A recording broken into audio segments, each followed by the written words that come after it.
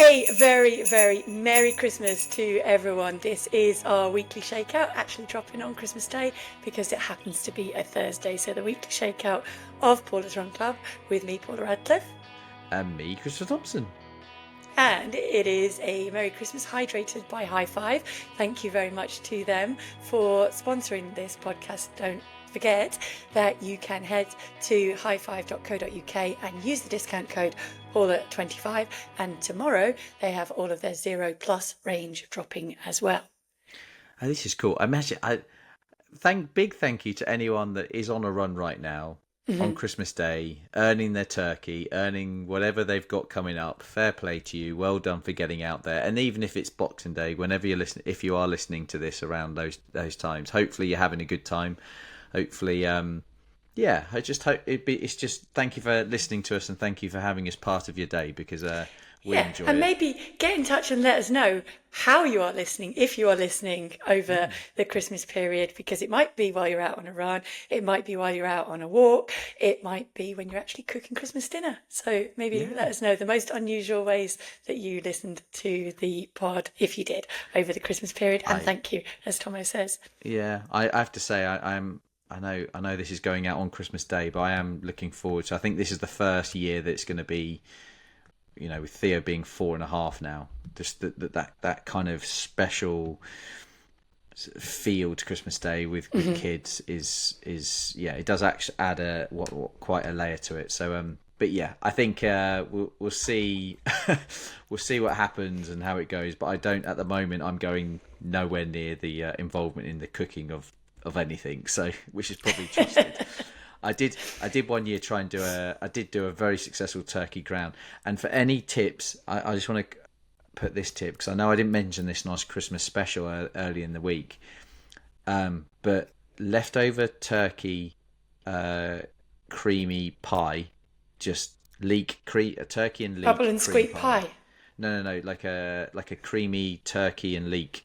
Bubble and squeak. Have you never heard of that? I've never heard of it. Is that what it's called? Bubble and squeak is all your leftover bits from Christmas just kind of mixed into anything. You can make it in lots of different ways, so you're making it into a pie.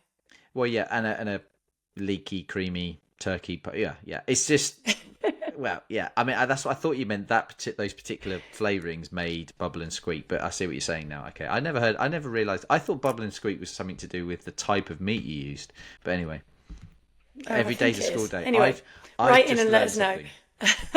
Let us know what you use, but like I say, it's never let the Christmas leftovers go to waste. That's what I say. Absolutely. Right, shall we answer some questions? Is it you reading? That's me reading out. I can't remember now. Yeah, this is the first one's from Chris. From me. Chris from Chris. Chris from Chris. What a great name. Do you know, I wonder how much the name Chris is like around these days. There's no Chris's in Theo's class. I wonder if the name. I wonder if I'll be the last of the generation of Chris's. But anyway, we'll see. Hi, Paula and Thommo. Can I ask a question on the pod? Of course you can.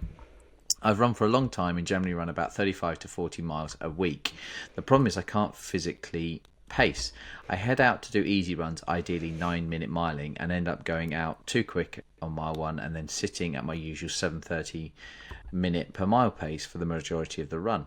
I get tired and end up doing short walks every mile after 2 or 3, and then seem to still tick off 7:30 minutes per mile. Obviously, Garmin points out that I have a high aerobic shortage, and I know it's not good for me, but I really struggle to slow down unless I'm running with a friend who seems to be able to just about get me to slow up. I've tried using my watch, but my head or body just seems to ignore the request to slow down.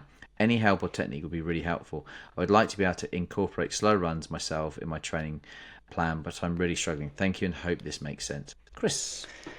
Wow. Well, short of putting on a really heavy weighted vest, I think you mentioned running with a friend. I think that's a good way, isn't it, to run with somebody to make you run a little bit easier, and then you see that you can actually go further before you need to slow down or to take those walking breaks as well.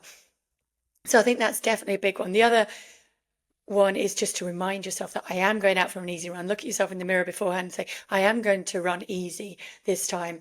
And then a good rule of thumb is if you think you're running too slow, keep it like that or slow it down a little bit, and see what that winds up with, because you always feel like you can run quicker in the beginning of a run.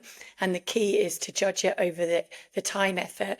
And I would say, to get yourself used to doing these easier runs, it's better to even be slower than you wanted rather than quicker, and see if you can then build up the aerobic way that way, because it's not good, or you're not going to get big improvements by running at exactly the same pace every single run. Some of them do need to be quicker, and the strong argument is that by running your runs slower, your quicker runs will get faster. So you'll have a bigger difference between the pace of those runs. So I think go with that rule of thumb. What do you think, Chris? If you think you're running slow, either slow down or keep it at that. Um, I think I don't want to I'm going to come from a slightly different tact, because I actually have this I actually have developed this problem myself a little bit. When I was earlier in my career, I found I couldn't run slow enough. Like, I found just it kind of almost meditative, if that's a word. You know the word I mean. Like running. Here's a word. Yeah. There you go. Good. Running slower, and so I actually found it difficult to run steady quickly. A steady run being quicker, because I really wanted to run slower. But I found, as I did more runs by myself, I found myself falling into the trap of going quicker, because you're almost. For me, it was to do with I was tensing up, and so the tensing up was compensated by running quicker, was a way of relaxing myself, because it feels more natural. So I think relaxation, I think, is key here. I think if you make your mind relax, your body will relax, and then your pace will slow down. In a steady running sense, I know we use that. I know I know what you're saying, Paula. I'm thinking sometimes you relax and you run faster just because you are relaxed. But that's because the mechanism is slightly different. When you're running at top speed, you're tensing up and slowing yourself. But in a steady run, it works in the opposite way, I find. The more tense. So to give you an example, like when I've got a niggle, I'm tensing up, and then I try and run quicker to offset the soreness, because to run slow when you have a niggle is quite awkward. And so I tense up and try and compensate, and by running quicker, I get rid of that pain. And so I'm wondering if he has a little bit of a niggle that's causing him to run quicker, because it's more comfortable when you run that bit quicker. But the definite correlation here is going to be by tensing up, you're it's that. I don't want to use the word anxious. There's a desire to get from A to B quicker, because you're focusing very much on the task in hand rather than the enjoyment of each step that you're taking. So that's.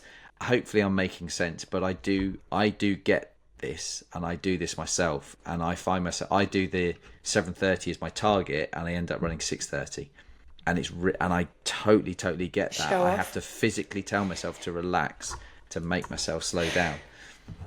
To get I'm not convincing the world record holder here. No, I mean, I think the main thing is just to keep reminding yourself that you kind of do need to work towards that discrepancy. So we're not asking you to run slower in every single run, but just try and slow down 1 or 2 a week, and see if that helps the others go faster.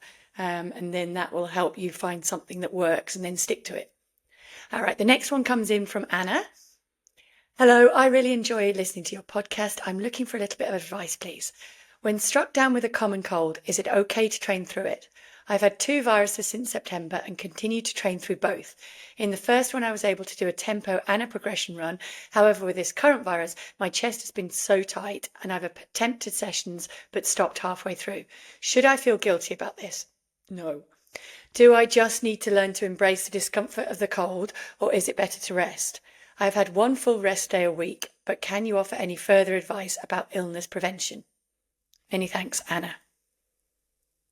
I think, do you know, one of the things I find really tricky about answering this is that not all colds are created equal. I think that's the big problem here, because you do see people train through cold and are fine, and other ones, and it can be a disaster, and it can really prolong. Well, Anna herself says that, doesn't she? She said that the first one she was able to train through fairly well, and the second one, I think that's the key. It's the chest tightness. I was just about to say and that's your rule of thumb, isn't it? I was always told if it was above your neck, you were kind of okay to train through it if you felt okay.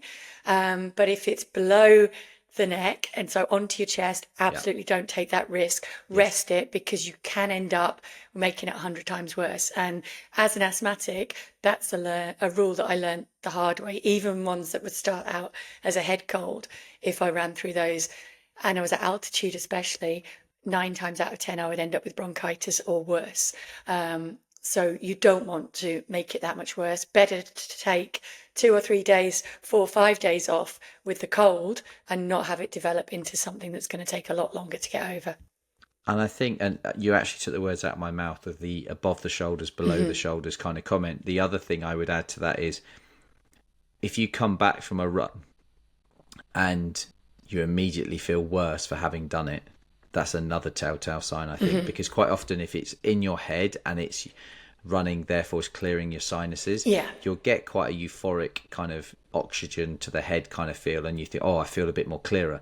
But if you come back and you feel tired, groggy, your cough's got worse, it's got on you, and all those things that actually that run has actually aggravated things, which is probably a sign that either you shouldn't have done it, therefore don't do another one, because like we've said, these things, especially with what goes around these days, the last thing you want to do is compromise an immune system for something to be faced with something else. You need the immune system to be working, Yeah. and blocked sinuses are a sign that your body is fighting it.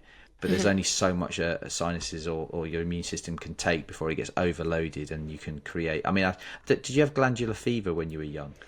No, touch wood, I missed out on that one, Did you? thankfully. Do you know But what? yeah, a lot of people that in my training group, a lot of friends did have that. And it's a classic, it's like the too much out of the pot, isn't it? Syndrome that teenagers, students tend to do a lot. And that would be something that leads on to Anna's request for advice on injury prevention and illness prevention. And the biggest thing is keeping your immune system strong. So focusing on good sleep.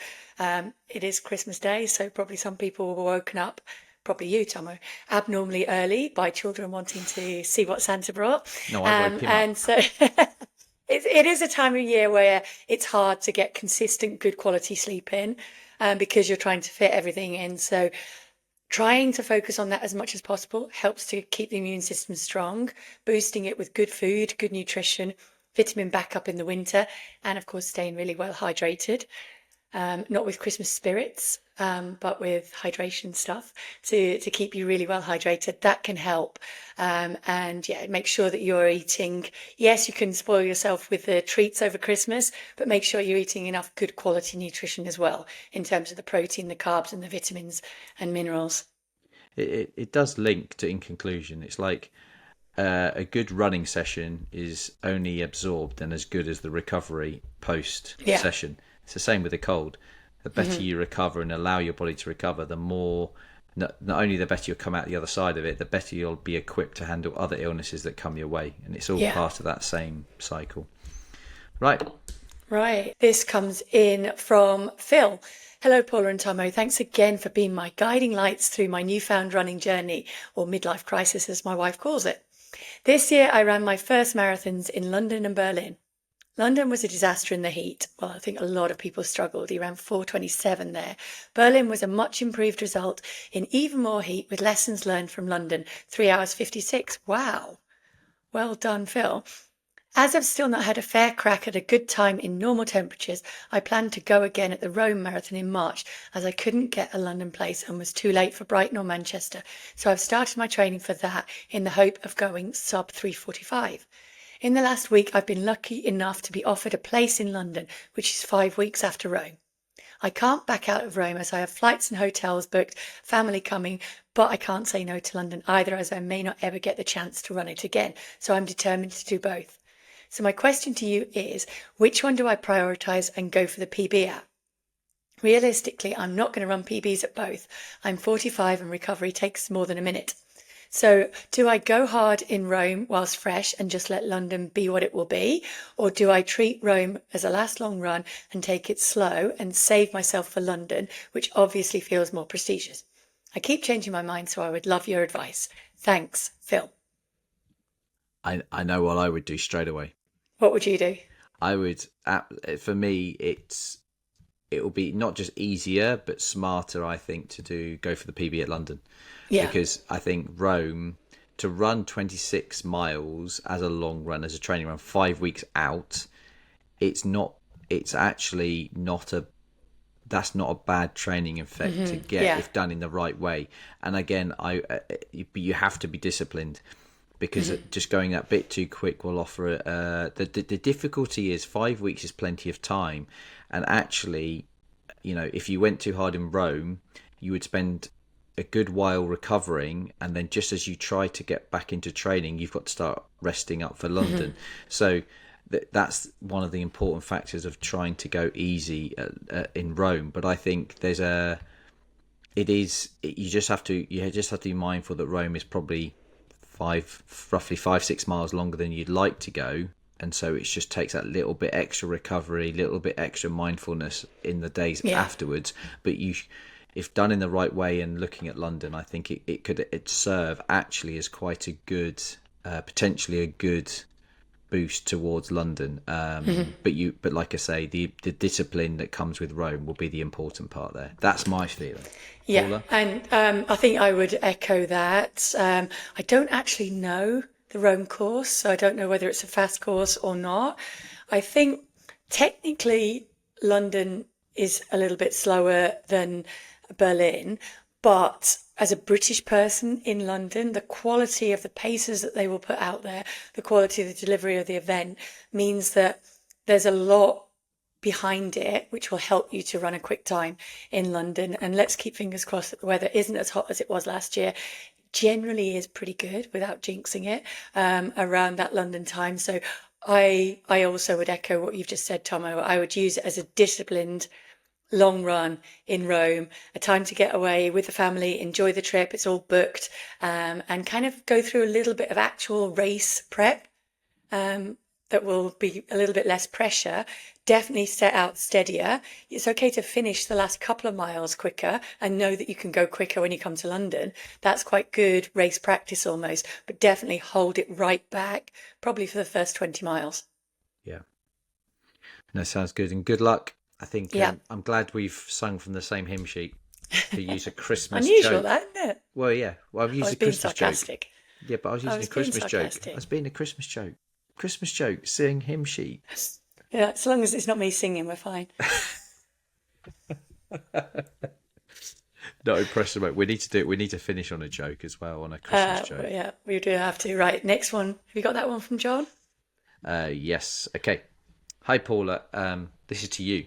Love the podcast. Appreciate all the advice you give through the listener questions. I've signed up to the Edinburgh Marathon 2026 and have been following the Steve Cram's advice by focusing on a half marathon in February, Media City half marathon, before commencing the marathon training block. My question is about race strategy. Much of the advice I've read is about taking the first section of the marathon steady and not getting swept up at the start line. However, you also mentioned about utilising downhill sections of a course and how running them doesn't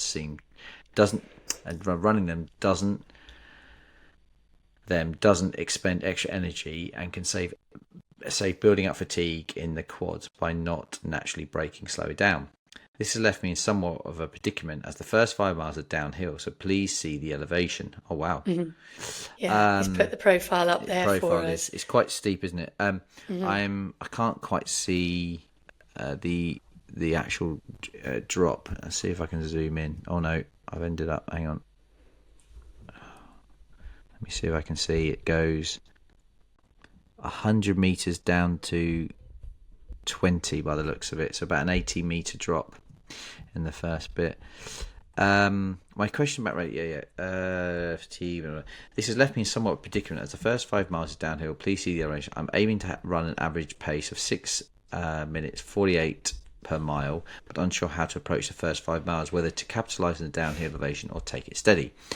Any advice you could give on how you would approach this open section marathon would be greatly appreciated. Many thanks. John from Stockport, but grew up in Bedford and went to Sharnutbrook Upper School. I assume that's I'm assuming that's a link to you. It is, it is. That's the school that I went to, and my brother as well. So There you yeah, go. happy memories from Sharnbrook. Hello to everyone in Sharnbrook, and Merry Christmas to everyone in Sharnbrook. And thanks to John for reaching out with this question. I It's haven't, like have you Boston. run? It is. It's very similar to Boston, and I think it's 9 miles almost in Boston, but it's broken up with a few ups in there. It does look like there are a couple of little ups in that first bit, but not too many. My big advice would be to practice running downhill because he's absolutely right. You kind of can gain time, but you mustn't go too quick. So if you're trying to run faster, it's using too much energy. If you're trying to slow yourself down, you're trying to brake, that's also going to cause a lot of tension in the quads. So the technique is to really practice so that you can relaxed run down the hills. You will gain a little bit of time. Your pace will be ahead. Try not to look at that. And I would say go more on maybe heart rate or breathing rate, whatever is normal for you, rather than looking at splits, because those first few miles will be on paper faster, but we want the effort to be the same. So you would be getting to halfway, feeling like you've still got a lot more to give and you can come back and run negative splits. The nice thing about the closing half is that it does look fairly flat. There are a couple of bumps in there, but there are not any big significant elevation changes, which can be nice in the second half when the fatigue is starting to kick in a little bit more on your legs. So that would be my biggest advice, is really practice in training sustained downhills in your long runs and just get used to being relaxed. Also practice drinking running downhill because it is a little bit harder than running uphill, and it's an extra skill, if you like, to develop a little bit. So if you can practice drinking, refueling, running downhill, that will help you. It is only the first 5 miles, but you will be trying to get some nutrition and hydration into your body in those first five. Yeah, there's not much. Excuse me, not much else to add because I think the key is it's not the focus on pace. It's the relaxation Yeah. because trying to slow yourself down causes braking and energy, and trying to let yourself go is also the other version of, like, it's not about letting go, it's about generates force. It's about the relaxation, the middle ground of relaxation, so you get down. Because again, I think, to add to Paula's point, I think it's when you do a sustained amount of time running downhill or uphill, getting used to the flat is quite strange. You could almost compare it to getting off a bike. The running off a bike, it just feel a bit wobbly. So I would also think about that a little bit, of when you're doing downhill, what it feels like to run off it, because it would take you a mile or two potentially just to get your legs back underneath you, and so you don't worry about, or don't it doesn't feel too foreign to you. But good luck. And let us know. Congratulations on everything, and Merry Christmas and all those kind of wonderful things. Right, the next one comes in from Joanna, and Joanna says, "Hi both, loving the podcast and all that you share, thank you. Can you please talk more about marathon recovery? I did my first marathon 2 months ago, almost to the day, and I'm shocked how hard the recovery has been. I expected to rest for the first 2 weeks, but thought I'd pretty much be able to pick it up from where I left off. In the first week post-marathon, I did 30 minutes easy, recovery run on Tuesday, and had a sports massage. Took the rest of the week off, just did gentle stretching. The second week I was on holiday and walked more than 20,000 steps per day. The third week I did 3 easy runs, about 5k each. Week 4, back on the training plan with 3 runs a week, about 60 minutes each, tempo session, sprint and easy run. 8 weeks post-marathon, I still feel sluggish. My mind and my heart are ready to go, but my legs don't feel quite there yet. I struggle to hit the pre-marathon paces. It feels like my body forgot how to run, and I find it frustrating. I signed up to Rome Marathon the 22nd of March, so we'll be increasing my runs to 4 a week and building up the mileage again soon, but I'm worried about how hard it feels. I was hoping to improve my marathon time, but at this rate, I don't even know if I can enjoy it. I loved the previous training block and the marathon was amazing, so I'm really hoping I can find my mojo back. Please help. It would be so helpful to know how to manage expectation when it comes to recovery and coming back to training, as well as any practical tips that you might have. Thank you so much, Joanna. There we go, Thommo. How much did you take off post-marathon? Well, we've kind of visited this. It's like I've done it the hard way and the easy way. Um, and I think I think for me to answer this question, a lot comes back to how the condition you're in when you go into the marathon. So when I've gone into marathons fit, and I think the key word is healthy, which is not always easy because sometimes we can not be totally healthy and still run a half decent marathon, and it's only in the recovery you realise you probably weren't totally on top of things beforehand. And it was after, I'd say after my last London in 2023, I was pretty healthy, but I lacked a little bit of training in my legs. So when I came out the other side of it, I did run a 10k 2 weeks post rate marathon and another one 3 weeks post, and I felt really good for a bit, but then I kind of went off the other side, and I kind of, that euphoricness of that kind of tailed off, and I ended up having quite a sustained break after that.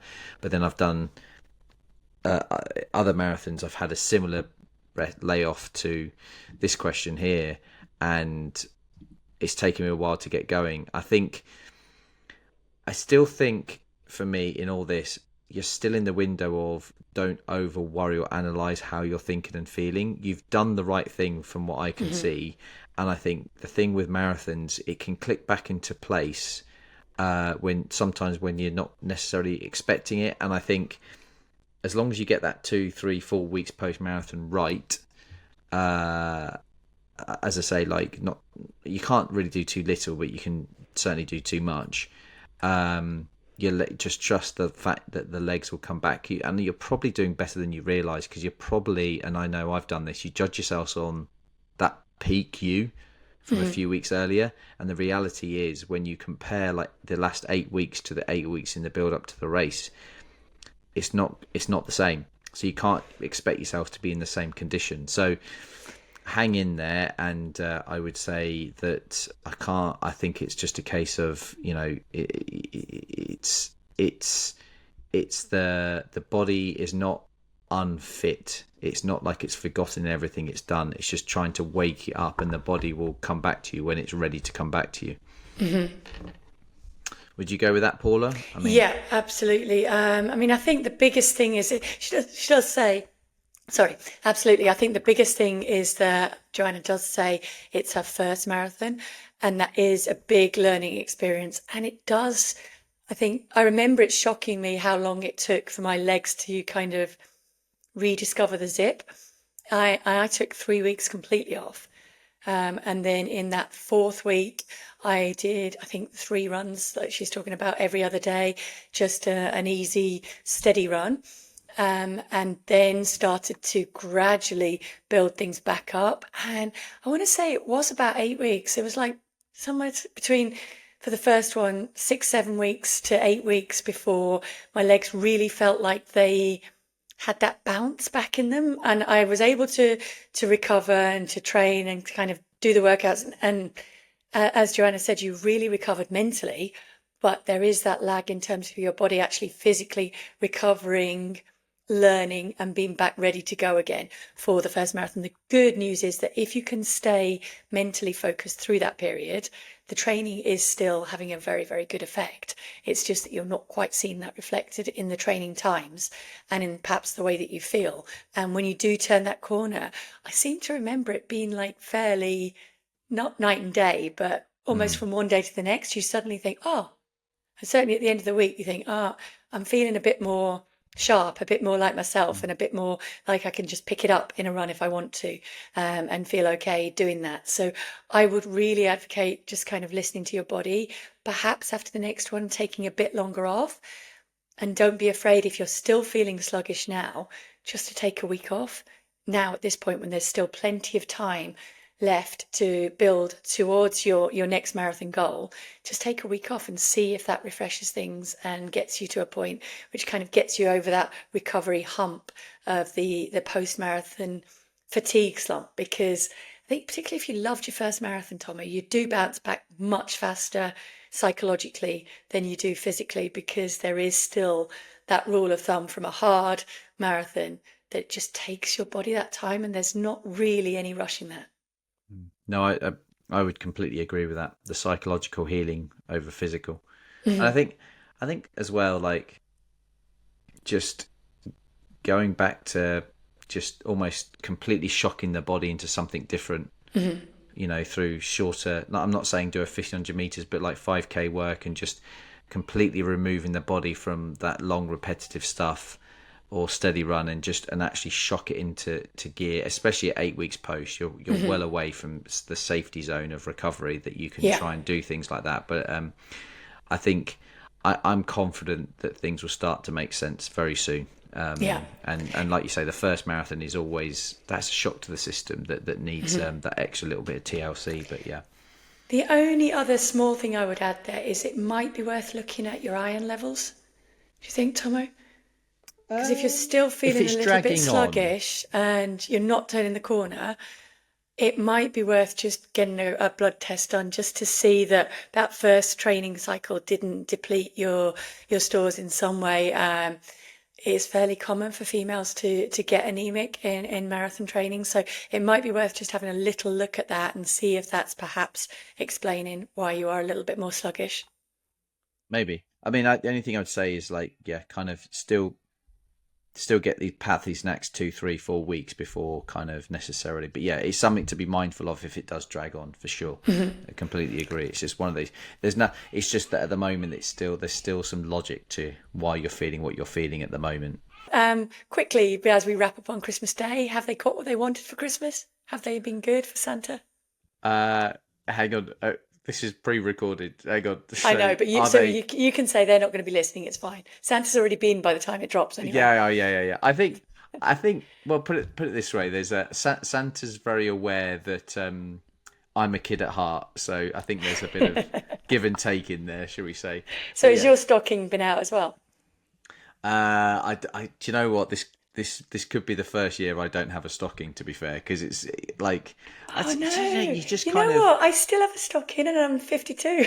Do you have an orange in it? I do have the orange and the chocolate coins at the bottom of it. Oh, bless. Bless, my mum still like, shh, to any kids listening, but my mum still gives me the little stocking in my little Oh, stocking that I've had since I was born. really? Oh, so you Yeah, still got the. Oh, yeah, wow. yeah. No way. I think So my I still have my stocking. I think my It was a big part parents. of Christmas. Listen, like stockings are. So here's a question for you: stockings, are they on the end of your bed or on your door handle outside your room? They were at the bottom of our bed. Yeah, mine were. There's nothing Yeah. better. I love that feeling of waking up, moving, and just feeling that the sack has been filled. It's like, do you know what I mean? Oi, put those naughty Yeah. thoughts out of your head. Yeah, It used to be, and I don't know what you do with the boys, but it used to be that time of year where even though we had separate rooms, my brother had bunk beds in his room and we would always go in and so we could wake up together. So we'd always sleep in the same room. So you okay. could wake up and share that kind of Santa's bean excitement. Yeah. Listen. Well, that was the thing because I'm one of three. We would go from room to room Yeah. and just be like, gather everyone, gather the troops, Hmm. and then boom into mum and dad's going, he's here, we're going now. And now I appreciate they probably had 2 hours sleep max. Probably like in their head they sort of, pick yourself. Anyway, but now the other side of the coin now. But listen, it's just one of those magical days that you kind of I can see myself. I predict this will possibly be my first time I fall asleep on Christmas Day. I can feel that kind of dad falling Grandpa. asleep on the couch with the cracker on his head, not the cracker, the Christmas hat on his head, the graffiti written on it by someone, and just a beer half spilt on the couch. I can see myself this Christmas being that guy. If you Is can it? see it already on Gemma's behalf, put the beer down before you fall asleep. Oh, listen. I mean, yeah. I So, just. but let's have a quick wrap for Christmas. So then, I know we are recording this in advance, but I'm going to put you on the spot. Will you have run or will you have saved the run for Boxing Day? I just don't see how I can. That's the problem. I'm not meaning to be defeatist because I can't get out before they wake up because of the risk of them waking up while I'm out, and Yeah. then Well, it's similar to like Ricky was saying on the interview, wasn't it? Ricky Wilson. yeah, Well, yeah. Well, So, exactly. The only thing is when because we're going to go to my parents in the afternoon, and there may be something that's there that requires going out onto the common. So I might try and sort of do some shuttle runs between things. That's the only time I can see myself being able to do it. But yeah. I will. I assume you will. Well, I usually try and squish it in between kind of the present opening, breakfast, Christmas breakfast, getting the dinner in the oven. And in that period, I try and rely on help from other people in the house to keep an eye on the dinner and squeeze my run in there. So I come back starving and ready to enjoy my Christmas lunch. God, it's all right for some with these older children that aren't so kind I of wasn't needy. relying on them for help. No, I I'm just mean talking the about fact. mother-in-law and mum. No, I just mean the fact that you don't have to have your eyes on a 9-month-year-old or Yeah, and big shout out to sister-in-law as well, by the way, both of them. Yes, there you go. Well, whatever you're doing today, thank you for listening, and I hope you have a fantastic day. Hope this is being done on a run, and you're going back and tucking into whatever meal you're going to have, and you have a fantastic day. Thank you so much for listening. This is just crazy. Quite a crazy year this has been, and And hopefully we next hope you year. got all you wanted for Christmas. And don't forget to make your resolutions ready for New Year as well. We'll Yes, we'll touch on do. that I think we should in the address next that. episode. Yes. But yeah, have a very, very Merry Christmas, everybody. Thank you, as Tomo said, for listening to us.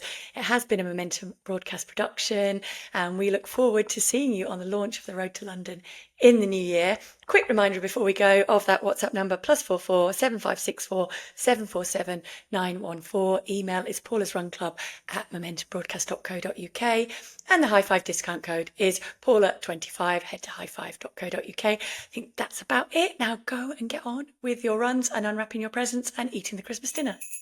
Go. What are you waiting for? Go, go, go, go.